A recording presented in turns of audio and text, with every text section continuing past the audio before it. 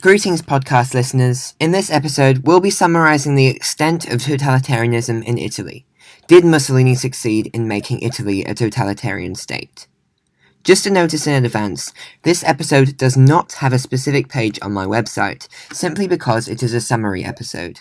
The content can be found on individual pages, which are all linked under the heading in the description of this episode, and the heading is in the form of a link to my website. Let's begin by taking a look at Mussolini's domestic political policies. His aim was to establish fascist one-party dictatorship under him as the Deuce, to repress all opposition, to maintain absolute obedience and loyalty, and to demonstrate the power of fascism in strengthening the nation, especially after the Liberal government's rule. In November 1923, the Acerbo Law was passed, which ensured that the party who received the majority number of votes with at least 25% could claim two-thirds of the seats in government. After publishing an article on fascist vote rigging, Socialist Deputy Matteotti was kidnapped and murdered by a fascist group, and then Mussolini ended up consolidating his political power following this event in June 1924. In November 1925, Mussolini passed a decree which banned all opposition parties from Italian government, and in October 1926, a decree confirmed the one-party state, so Italy effectively became I could say it became a totalitarian state then. And also Mussolini had control of 14 separate ministerial posts, including Minister for War, Minister for Corporations, and Minister for Public Works by 1933. The Deuce appeared infallible. Mussolini is always right became a popular phrase, and Mussolini stated that often he would like to be wrong, but so far it has never happened. The cult of the Deuce was a key element of fascist ideology. Mussolini was seen as the new Caesar, as he wanted to restore Italy to its former glory of the Roman Empire. In terms of local rule, Mussolini appointed fascist podesta who controlled the provinces.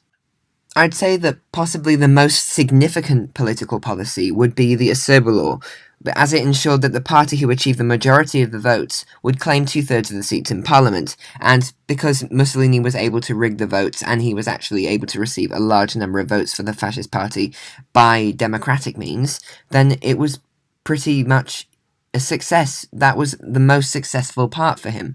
Also, the fact that he held 14 ministerial posts by 1933 ensured that there was significantly reduced opposition, and it ensured that it was easy for him to implement his beliefs and fascist policies. However, one of the ways which he failed is that although he was the Deuce and ruled on behalf of the king was still able to remove him from power, and in 1943 the king assisted in removing him from power as there was a vote of no confidence against Mussolini as prime minister. But overall, with his political policies, Mussolini was able to ensure both central and local rule over the Kingdom of Italy. Therefore, I would argue that in terms of political policies, Mussolini was successful in transforming Italy into a totalitarian state. Secondly, I'll be speaking about the economic elements of Mussolini's domestic policies. The Fascist Party aimed to create an economic system that incorporated both capitalist and socialist methodology in order to allow workers to benefit greatly and help Italy to prosper. The third way, or corporate state, was designed to find the midpoint between communism and capitalism, meaning that workers were not exploited and profits helped Italy to prosper.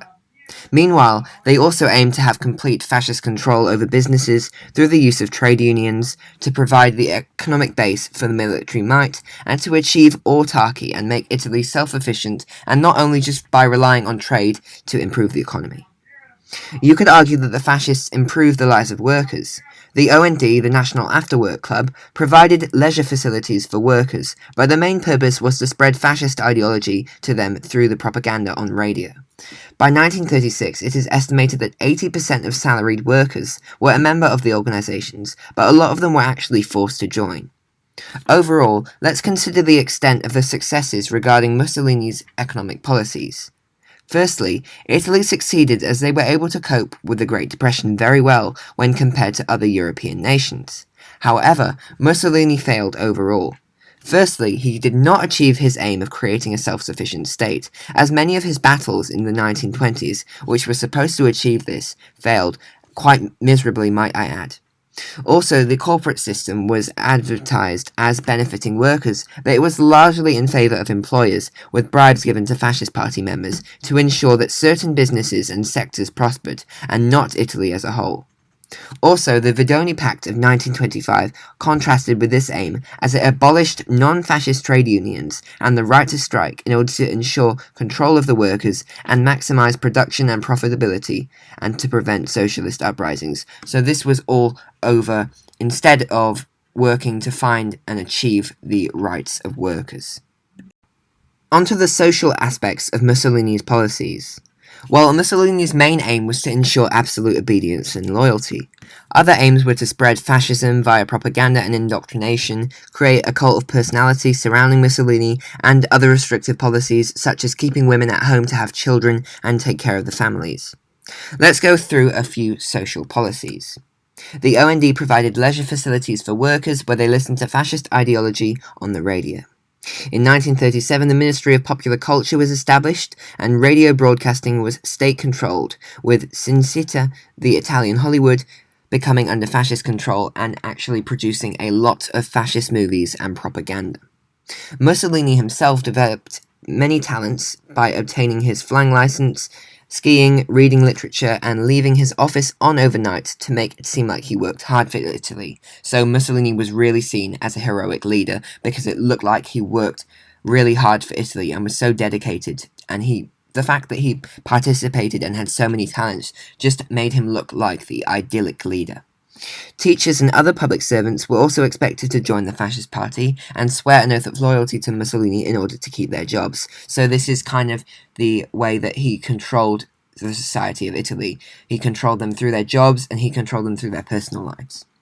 The Ovra was used by Mussolini to keep opponents under surveillance.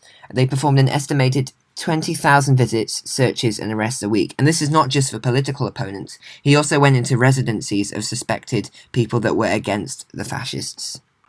However, although Ovra was intimidating, their numbers were small, and as such they were not nearly as effective as they ideally could have been with a larger group of people working for them. Overall, I believe that Mussolini did manage to ensure absolute obedience and loyalty, but this is also due to the fact that he was actually quite a popular leader, so there was not really any need for any mass killings or mass arrests, because Italy was quite supportive of Italy, especially in the early years, and it's only during the Second World War that the support for Mussolini really waned, and that is why he was eventually removed from power. Finally, onto the religious aspect of his domestic policy. The fascists aimed to remove the Catholic Church as a threat to Mussolini's power and reputation, and to achieve complete Italian unity and support through collaboration and reconciliation with the Church after the Church-state quarrel which had existed for the past 60 years. This was important as 98% of the Italian population was Catholic, and by signing the Lateran Treaty in 1929, Mussolini confirmed that it was acceptable to be both fascist and Catholic, as Catholicism was adopted as the official religion of Italy. However, the existence of the king and the pope as figureheads in Italy meant that Italians had others to look up to, rather than worshipping and respecting Mussolini wholeheartedly. Additionally, the pope published the Non abbiamo bisogno in 1931, criticizing the fascist party and accusing Mussolini of committing heresy. Later on in 1938, he also spoke out against the anti-Semitic policies. When the Pope spoke out against the fascist policies, he was seen to be right, and Mussolini wrong, as the Pope was seen as infallible on matters relating to religion or morality. Therefore, while Mussolini was able to successfully unify the state and church by reaching a compromise with the Catholic Church through the Lateran treaties, there were still some drawbacks. The existence of the church meant that there was still some opposition and threat to his power, especially as the Italian Catholics were so loyal and obedient to the Pope. In conclusion, despite the fact that Mussolini clearly did not achieve many of his aims, I believe that Mussolini was successfully able to transform Italy into a totalitarian state. He had the country under a one-party dictatorship and controlled people's lives. Although he failed in achieving autarky, he was able to establish a much tighter control over the economy, whilst he was also able to improve his reputation through agreements with the church. Please do let me know what you think by leaving a comment or sending me a message on Instagram or Twitter, which are both linked below. Please subscribe to be notified when the first episode of the series on Nazi Germany is released. For now, you can use the revision materials on my website, which is linked below.